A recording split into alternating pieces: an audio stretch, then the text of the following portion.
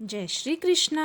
आज हम तीसरे अध्याय तथा उसके महात्म्य की कथा का श्रवण करेंगे। चैनल पर नए हैं तो चैनल को सब्सक्राइब करना और वीडियो को लाइक करना ना भूलें। अर्जुन ने पूछा, हे जनार्दन, यदि कर्म से बुद्धि श्रेष्ठ बताते हैं तो केशव मुझे इस घोर कर्म युद्ध में क्यों लगाते हो? आप वचनों से मेरी बुद्धि को भ्रम में डाल रहे हैं।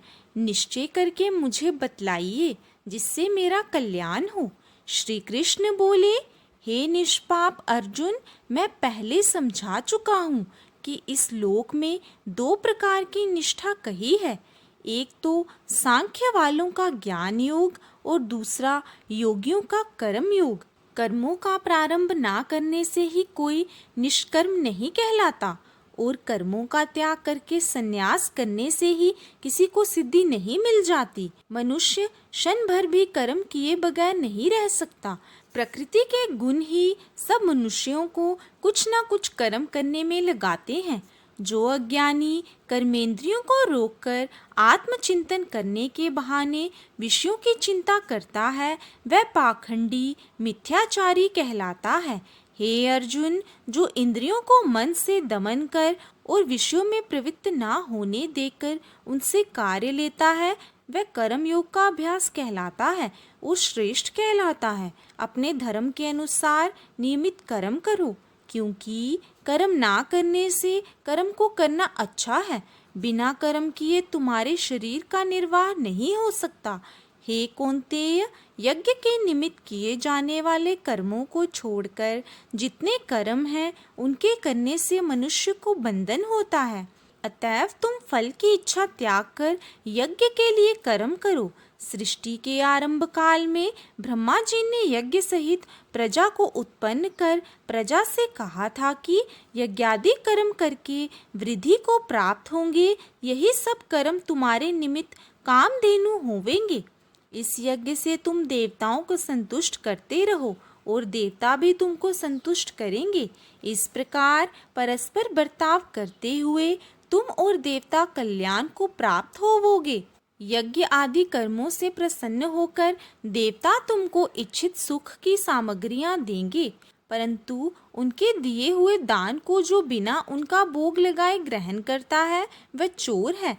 पंच महायज्ञ करके जो शेष बचा हुआ भोग ग्रहण करते हैं वे सब पापों से मुक्त हो जाते हैं, और जो अपने निमित्त ही अन्न पकाते हैं वे पापी पुरुष पाप को ही भक्षण करते हैं।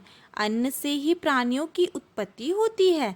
अन्न मेघ से उत्पन्न होता है। मेघ यज्ञ द्वारा जल बरसाता है और यज्ञ की उत्पत्ति कर्म से होती है। कर्म की उत्पत्ति ब्रह्म से हुई है और ब्रह्म अक्षर परमात्मा से। इस कारण सदा सब पदार्थों में रहने वाला जो ब्रह्म है वह सब यज्ञों में प्रस्तुत है। हे पार्थ, इस प्रकार चलाए हुए कर्म के चक्र के अनुसार जो नहीं चलता है वह पापमय है। जो पुरुष आत्मा में ही रत रहता है और आत्मानंद अनुभव से तृप्त रहता है उसे कुछ भी कार्य शेष नहीं। वह कोई कर्म करे या ना करे उसको कोई प्रयोजन अथवा लाभ नहीं है, और किसी प्राणी से अपना लाभ कराने की भी उसे कोई आवश्यकता नहीं है। इसलिए तुम भी फल की प्राप्ति की इच्छा त्याग कर कर्तव्य पालन करते रहो, क्योंकि फल की इच्छा को त्याग कर्म करने वाला पुरुष मोक्ष को प्राप्त होता है।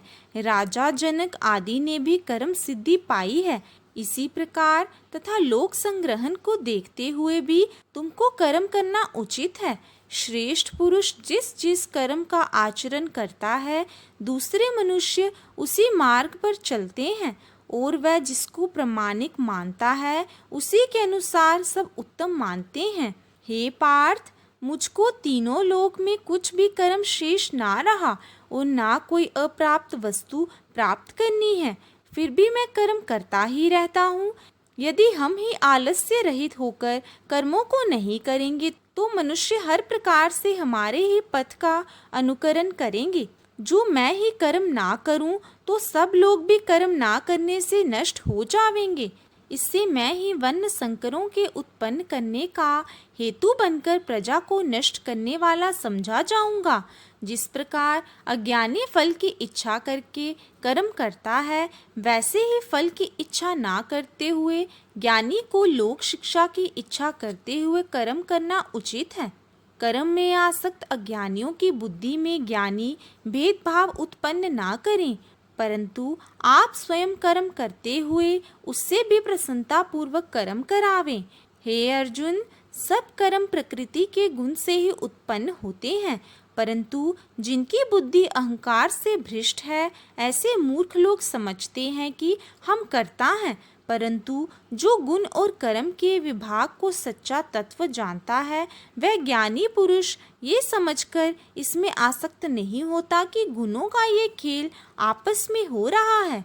हे अर्जुन, अध्यात्म बुद्धि से सब कर्मों को तुम मुझ में अर्पण करके कर्म फल की आशा छोड़कर संग्राम करो। जो पुरुष श्रद्धा पूर्वक मेरे वचनों पर दोष दृष्टि ना करके मेरे इस मत के अनुसार आचरण करते हैं, वे लोग कर्म बंधन से निश्चय मुक्त हो जाते हैं, और जो अज्ञानी इस मत पर दोष दृष्टि करते हुए इसको ग्रहण नहीं करते, वे संपूर्ण ज्ञान से रहित हैं। उनको नष्ट हुआ जानो। अपना कठिन धर्म भी दूसरों के सहज धर्म से हितकर होता है। स्वधर्म में मरना भी कल्याण कारक है, परंतु अन्य धर्म भयानक है। अर्जुन बोले, हे कृष्ण, पुरुष को पाप करने की इच्छा ना होते हुए भी कौन उसे बलात् पाप के मार्ग में प्रवृत्त करता है? श्री कृष्ण बोले, हे अर्जुन, रजोगुण से उत्पन्न होने वाला काम और क्रोध मनुष्य को पाप मार्ग में ले जाता है। इसे करके उत्पन्न इच्छा कभी तृप्त नहीं होती। ये महापापी और घोर शत्रु हैं। जैसे धुआं से अग्नि, धूल से दर्पण और झिल्ली से गर्भ का बालक ढका रहता है, उसी प्रकार विषय की इच्छा से आत्मज्ञान ढका हुआ है। हे कुंती पुत्र, इस शत्रु काम को करके ज्ञानियों का ज्ञान आच्छादित हुआ है। इंद्रियां, मन और बुद्धि इस काम के आश्रय स्थान हैं। इनके सहारे विशेषा ज्ञान को आच्छादित करके जीव को मोहित कर लेता है। अतएव तुम सर्वप्रथम इंद्रियों को वश में करके ज्ञान और विज्ञान को नष्ट करने वाले इस पापी काम को जीतो। कहते हैं कि इंद्रियां प्रबल हैं तो उससे भी प्रबल मन है। इस प्रकार जो बुद्धि से परे हैं, उस आत्मा को जानकर निश्चयात्मक बुद्धि द्वारा मन को निश्चल करके, हे पार्थ, तुम उस दुर्धर शत्रु काम को जीत लो। अब हम तीसरे अध्याय के महात्म्य की कथा का श्रवण करेंगे। श्री नारायण बोले, हे लक्ष्मी, एक मूर्ख शूद्र अकेला ही वन में रहता था।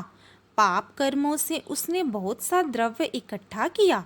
किसी कारणवश वह द्रव्य जाता रहा। अब वह शूद्र बहुत चिंतित रहने लगा। किसी से पूछता कि ऐसा कोई अंजन बताओ जिसे नेत्र में डालकर पृथ्वी का पदार्थ निकाल लूं। तब किसी ने कहा, मांस मदिरा खाया पिया कर। वह खोटा कर्म करने लगा। एक दिन धन की लालसा कर चोरी करने गया। रास्ते में चोरों ने मार दिया। तदंतर उसने प्रेत की योनि पाई। उस प्रेत योनि में उसे बड़ा दुख हुआ।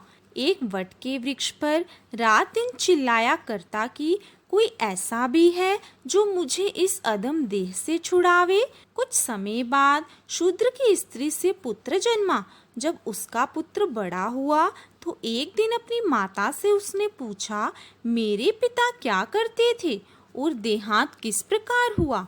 तब उसकी माता ने कहा, बेटा, तेरे पिता के पास धन बहुत था, वह सब यूं ही जाता रहा।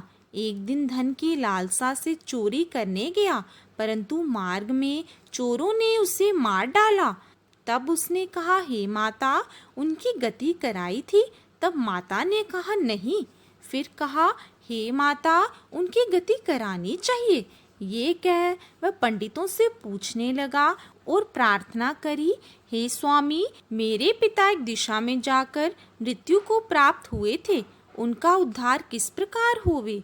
तब पंडितों ने कहा, तुम गया जी जाकर उनकी गति करो, तब पितरों का उद्धार होगा। ये सुन माता की आज्ञा लेकर गया जी को गमन किया। प्रयागराज का दर्शन स्नान करके फिर आगे को चला। रास्ते में एक वृक्ष के नीचे बैठा। वहाँ उसको बड़ा भय हुआ। ये वही वृक्ष वहाँ था जहाँ उसका पिता प्रेत की योनि को प्राप्त हुआ था। उसी जगह में चोरों ने उसको मारा था। तब उस बालक ने अपना गुरु मंत्र पढ़ा। उसका एक और भी नियम था, वह 1 अध्याय श्री गीता जी का भी नित्य पाठ किया करता था। उस दिन उसने श्री गीता जी के 3 अध्याय का पाठ उस वृक्ष के तले बैठकर किया। वह उसके पिता ने प्रेत की योनि में सुना।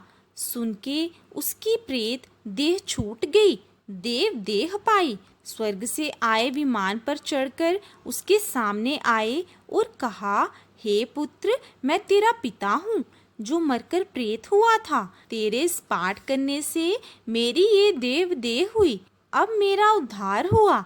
इतना सुनकर पुत्र ने कहा, हे पिताजी, कुछ और आज्ञा करो जो मैं आपकी सेवा करूं। तब उस देव देह ने कहा, देख, मेरी 7 पीढ़ियां पितर नरक में पड़ी हैं, बड़े दुखी हैं। अब तू श्री गीता जी के 3 अध्याय का पाठ करके उनको इस दुख से मुक्ति प्रदान कर। इतना वचन कहकर वह देव देही स्वर्ग को गई। तब बालक ने वहाँ 3 अध्याय का पाठ किया और सब पितरों को पुण्य देकर बैकुंठगामी किया।